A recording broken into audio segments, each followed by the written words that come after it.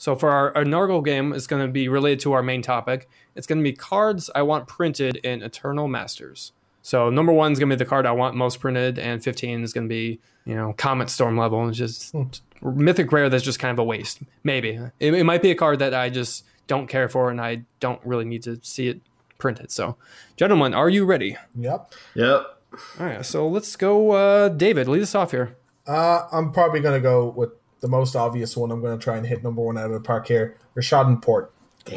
You know me well. That's number 1. I was going to be my guess too. I feel cheated not getting to go first now. Yeah. So for people who don't know me, I'm a Death and Taxes player, and for some reason, Rashad Port is the most expensive card online by far. Like, it's not even close. It's more than Black Lotus. It's more than Tarmogoyf. It's more than Liliana by far. It's, I think, 180 tickets right now. It might be 190. Oh, I think it's gone down some. Yeah. It's 162. It went down a bit since the announcement. Great. Yeah. Okay, good. That's still so much for a land that is only played in Legacy. And a 4-of.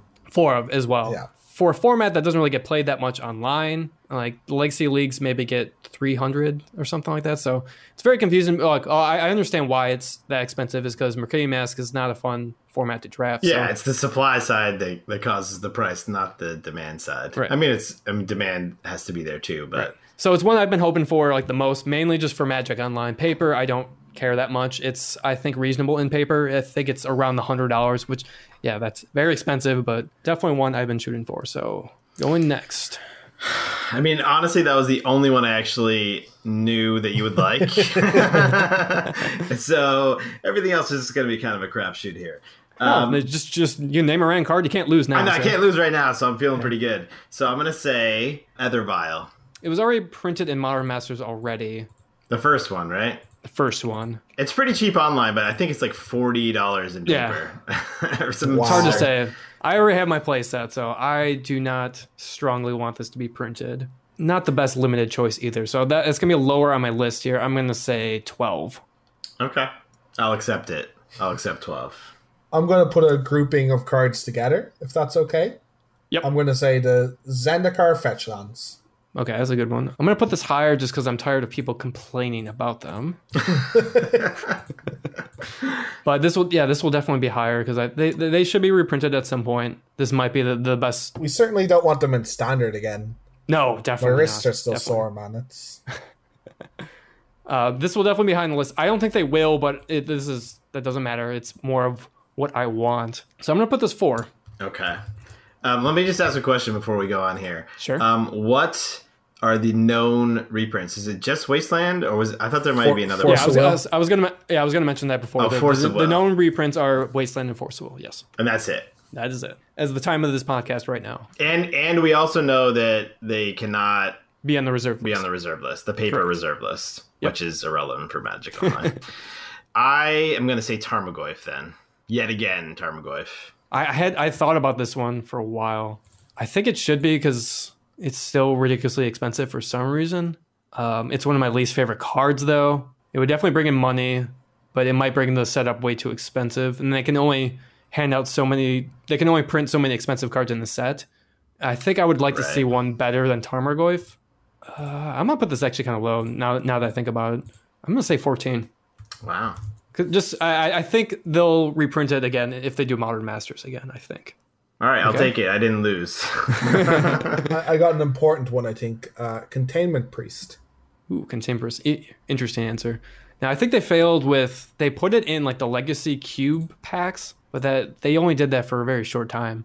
But the Commander cards, I think, are very important to put into these kind of sets. Yeah, stops them from being infinite money like True Name or Scavenging Ooze was for a while. Right, so that gives you a hint of like what I'd like to see. Containment Priest, it doesn't see a huge amount of play, so I don't care about that much. It won't ruin the draft format either. It's playable. 7 sounds good. All right, how about Grove of the Burn Willows? Okay.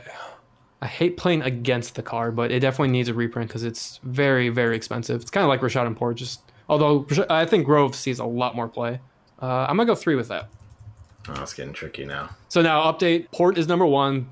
Grove is 3. Zendikar Fetches are 4. So you could get squeezed if I have a number 3 or 4, if you fit in that middle. And Containment Priest 7, Aether Vial 12, and Goyf is 14. So lands at this point are very risky. Yeah. From what I can see. A card that is probably more important that it's printed in real life than online, but Imperial Recruiter. Yeah, I've heard people wanting that to get reprinted. I do like the card. It is a red card. I do like red cards, and it's a very unique effect. And I don't know when other time like they would reprint this card. It is really expensive, so I'm wondering if they would actually pull. Yeah, it's only a Judge promo or its original portal card. I'm wondering if they would pull the trigger on this. I'm gonna have to go in the middle. Yeah, I'm gonna have to go number 8. All right, so we're getting close here. All right, this one relates to Magic Online, and if it happens, like it probably just totally crushes this price, which I'm sure we'll get into. But Days. Ooh, Days. That's a good one. Yeah. Days is a good one. I don't like the card at all, but I think it should, just mainly just because, like Rashad and Port, it's in Mercadian Masks, and most of the cards from that set are really expensive, just mainly because of how miserable that set is to draft. I'm gonna go number 2. Yeah, it's just a common. It's not gonna ruin limited games. Maybe you have it uncommon in this set. Yeah, I don't think it could be common. Yeah, and I think it's just a card that doesn't need to be that expensive. Okay, a more modern one, been reprinted recently, but still ridiculous money online and offline. Liliana of the Veil. Liliana. I'm not sure if they're going to print like newer stuff like that, but that is something I think I would like to see in the set. That's a risky selection right there. Yeah, I don't know if you like that type of card. Maybe it's in the lower end. Right. Yeah, it's a tough. I think they can maybe wait until Modern Masters for this. Maybe not. No, this is going to be lower than Zendikar fetch lands. But more than Containment Priest, so it's going to go with... No, it's a good number 5. I like it. Number 5. Okay. All right, I'm going to go with Blood Moon, shooting for number 15 here. I actually don't mind Blood Moon. Really? I kind of... Hey, red cards, man. Red cards. I know, but you got Port on here. You got the fetches. Oh, I know. It's all ruinous. See, I used to play with Blood Moon, so I used to like playing with the card. All right, well, then I might be in trouble here. No. This will be lower in the list. I'm not clamoring for it because this is seen print in multiple sets, but I also feel like it's almost a wasted slot. I don't know. I'm gonna say a number 11 on that one. I'm pretty sure this isn't reserved list, but Ravages of War. What card is Ravages of War? It is Armageddon, but with a different name, so it's lots more expensive. Oh, okay. Let's go number 9. Yeah, it just feels like one of those cards. It's in Portal 3 Kingdom. It's only Judge Foil besides that. So yeah, it's a Judge Foil, so it obviously can be reprinted. Yeah, I could definitely see them. Like, I want them to print like at least 1 or 2 of those like rare cards that's like in some random set, like Portal or something like that. Do you know how much it is in paper if it's Portal 3 I don't. Kingdoms? $300. Oh, jeez. Is that a real price though? Yeah, there's just not much Portal 3 Kingdoms because it used to. The cards, I know, it's just like if you're looking at TCG, like Portal 3 Kingdoms prices are just wrong. Yeah. I guess I'm getting this from Goldfish, so I think they take.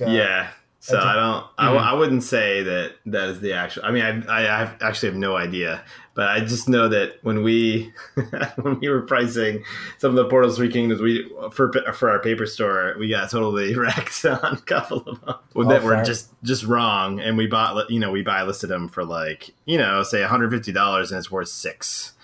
Really? That happened with a couple. Wow. Expensive lessons. All right, let's keep going. We want to shoot for the bottom here. Dark Depths I'm going with. Dark Depths. I think that is going to be squeezed. No? Okay. Number 10.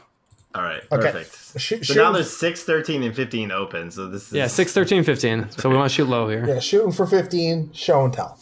Yeah, that's a 15. I don't know why. I don't think... There's no way they're going to print it, but I do not want them to print that. Because you don't like it? It's just a waste of a slot, I think. It's not that played that much anymore in Legacy either, right. And it's not like really a casual card. I've never liked the card. I guess I've noticed we're naming a lot of Legacy cards here. None of us have shot that high for Vintage reprints.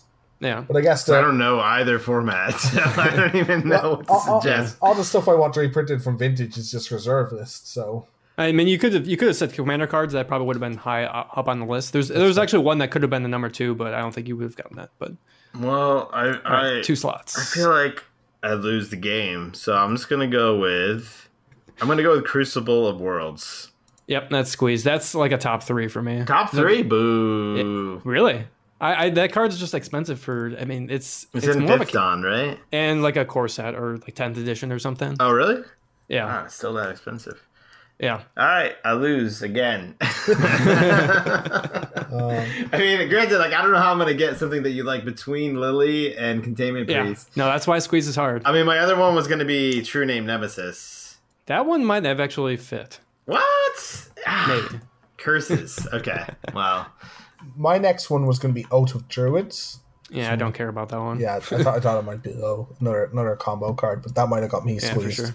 All right, well, I think that was a good introduction to the Squeeze. So hopefully, if we try this out again, I would, I'm going to pass it to whoever wins. That's kind of how you play. You pass it to whoever wins. Cool. And basically, so Dave, since you're the winner, you're going to select the topic next time we play. I don't think we should play this maybe every week, but maybe weeks that are a little light news-wise. So I'm hoping you guys enjoyed that.